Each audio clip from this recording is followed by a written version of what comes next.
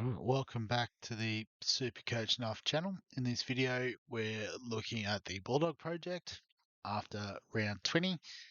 And I guess in terms of the Bulldogs on field, Saturday afternoon at Belmore, which is always exciting, but unfortunately, the Broncos rained on the parade. I didn't see the game, I did watch the highlights. So I guess the general gist of it seemed like they were in the fight in the first half. Um, but then maybe a bit of the Toby Sexton concussion, um, topped with maybe some questionable defense, or not maybe, definitely some questionable defense, meant the Broncos just overpowered them in the second half. And that seems to be the recurring theme, I think, for the boys is their attack does click from time to time, but there's still too many easy tries given away, and you get stressed every time the opposition have the ball anywhere near the Dogs' try line. But in terms of Supercoach, it was a nice week. So 1,367 we scored, which was top 4% for the round. And we've gone up another 5K, sorry. So, no, what did I say? 5,000K. Yeah. So just lurking just outside the top 50K, which I guess is the goal. Um, given we've only got 4 trades left, we can't sort of. I don't think we can aim overly high, but obviously we will keep trying to push up into that area. So in terms of the team, so Reed Marnie with the 64. So nice return from him without, I guess, too many attacking stats around that, I would guess. Harry Grant with a 95. So good to see, Harry Grant back and scoring well. Big Tino with a 58. Obviously coming off the bench meant didn't have quite as many minutes, but coming back from Origin, we'll give him a pass on that. Unfortunately, we didn't have any other front rowers, so we did get a auto emergency score, which we'll see a bit later. But Fafita with the 60.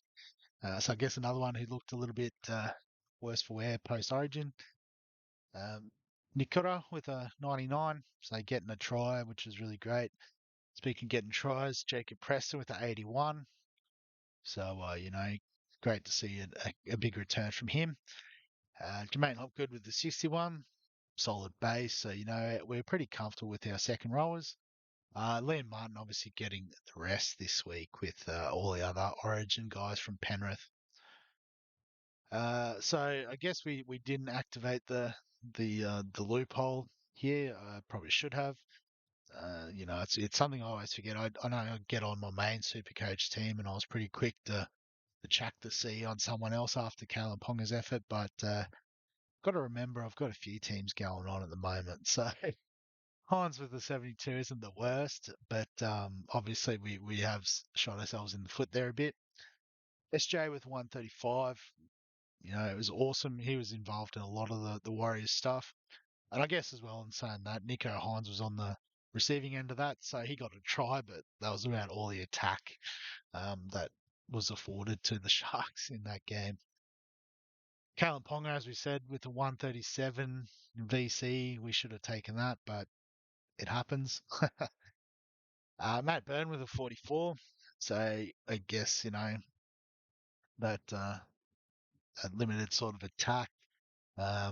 Seemed like, I guess from, again, the highlights, the Dogs' tries, there was a couple through the middle, so you wouldn't expect him to be as involved. It's more so if they push out on the left edge. Joey Manu played fullback in place of Tedesco, who got rested in the end, so 79. It's a really great return for us. CNK with a 92, so got a try and is heavily involved as always, which is why we've got him in the team. Jacob Kraz with a 72, so really happy with that. Pretty sure that's all just his base, which includes the offloads and the tackle bus. Avarillo with a 70, so he got 2 tries and only a 70 is a bit disappointing, but I guess other than those efforts, he mightn't have got too much of a chance to get involved in the game. Valence Tafari was a late in playing on the wing.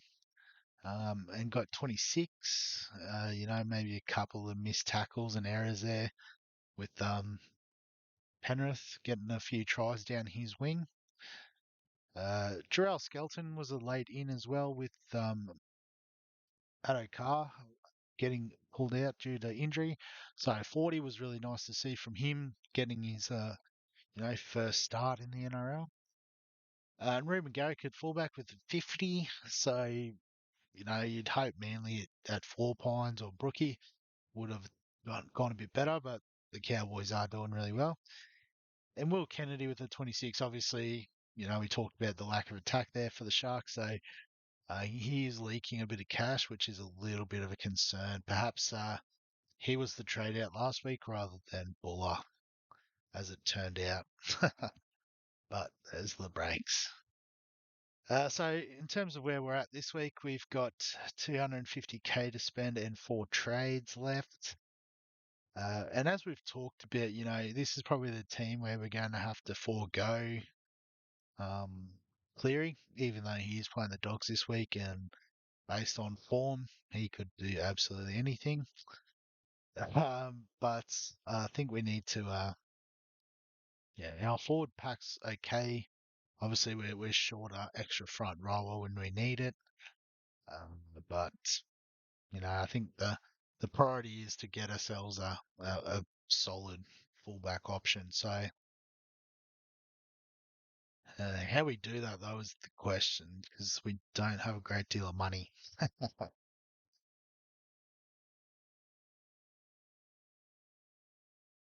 So I think we have to go Kennedy out, and ideally we'd get Latrell, but we can't quite afford him.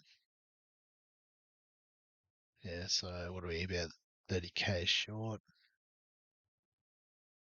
So I guess we go with the value play. It's not that much value, but getting in Tedesco, which gives us 116k to spend.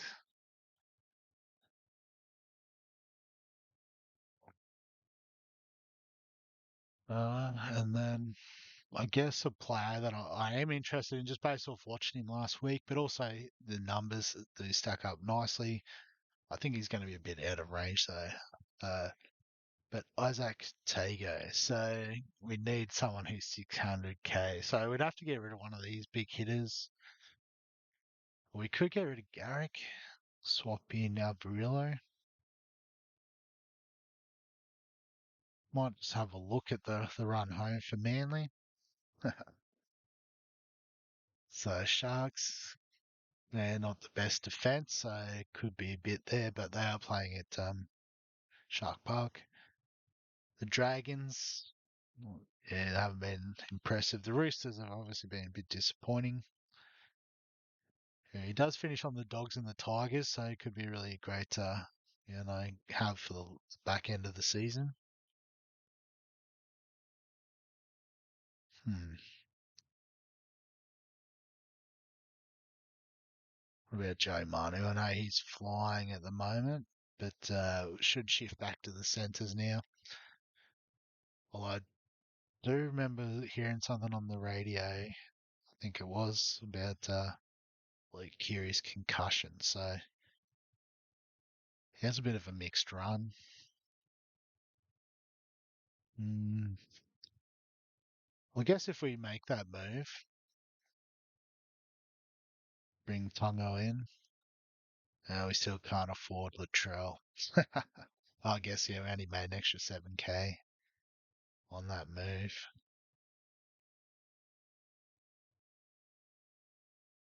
All right. So I think we're just making the one trade this week. Oop, Kennedy out, Latrell in. Um, no, sorry, Tedesco in.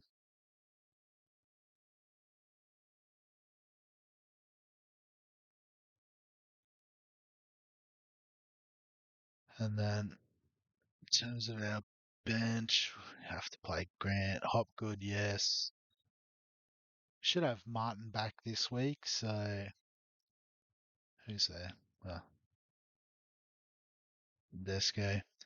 So I guess just with having the game against the Panthers, as much as we've got the Dogs in the squad, it's a little bit concerning about their outputs. So what we might do is swap Garrick with Averillo.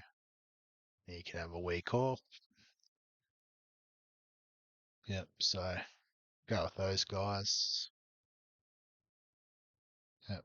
So Berto, we might have the week off. We'll just see what happens with Sexton. I think he might be out this week with that concussion.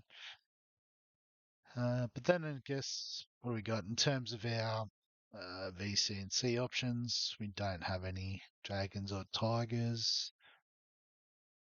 C and K, yeah, not really.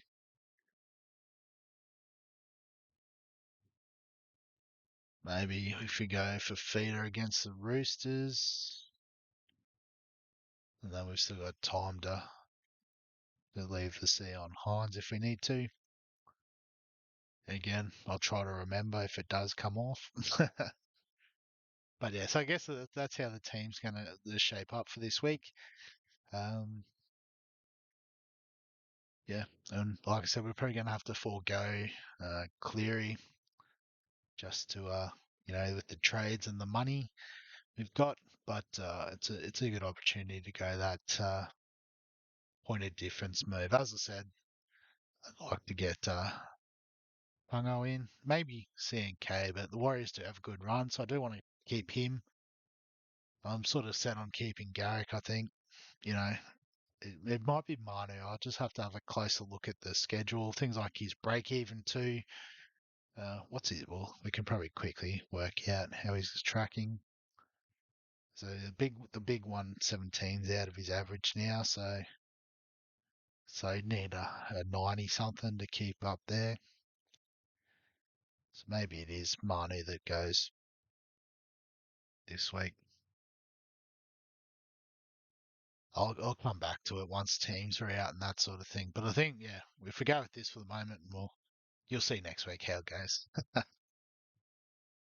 But yeah, so that's the Bulldog project as it stands. So obviously, if you've got any comments, please feel free to chuck them in the section below.